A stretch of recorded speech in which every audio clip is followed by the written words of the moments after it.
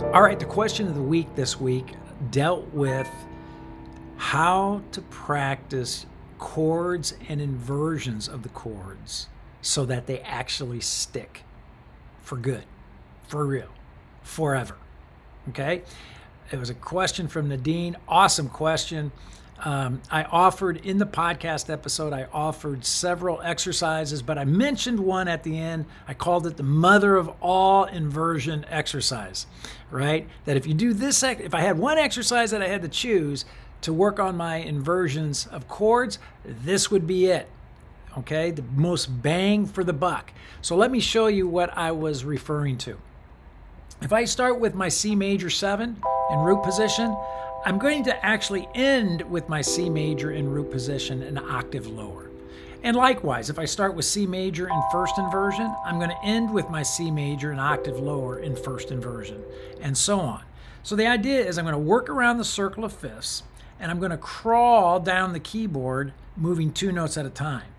C major, move the top 2 to get to F major, bottom 2 to get to B flat major, top 2 E flat major, bottom 2 A flat major, top D flat, G flat, B, same motion all the way down, E, A, D, G, C. Wow.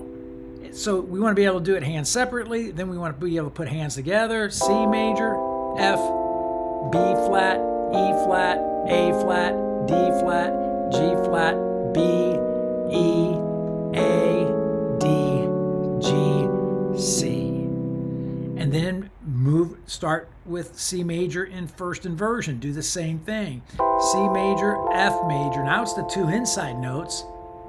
2 outside, inside, outside, inside, outside, right? All the way down. A major, D major, G major, C major. Notice how I end in first inversion. Again, if I start in first inversion, end in first inversion, start in second inversion, end in second inversion, and so on.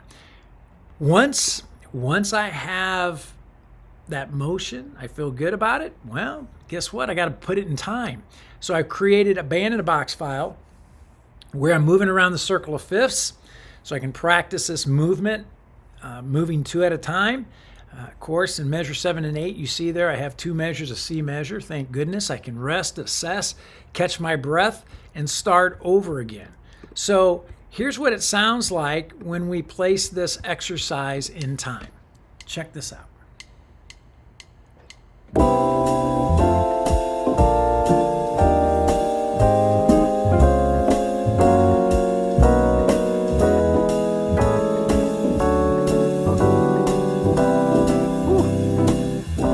Do it again. C, F major, B flat, E flat, A flat, D flat, G flat, B, E, A, D, G, C. Not fast, right? About 120.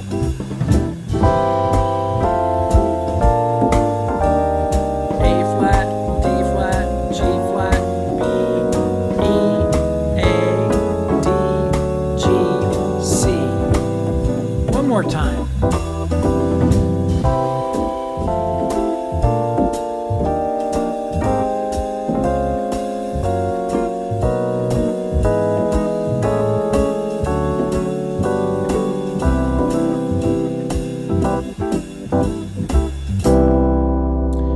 Wow, that's a workout. Now, not only do we want to do it for the major sounds, right? Dominant, minor, half diminish, and diminish, starting in root position, first inversion, second inversion, third inversion.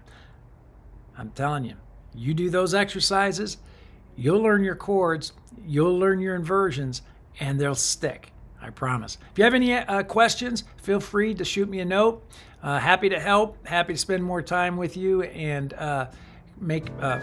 clear things up if there's any confusion. But this is a great exercise. Have fun with it. Can't wait to hear the good news of finally nailing down your chords and their inversions. See you soon.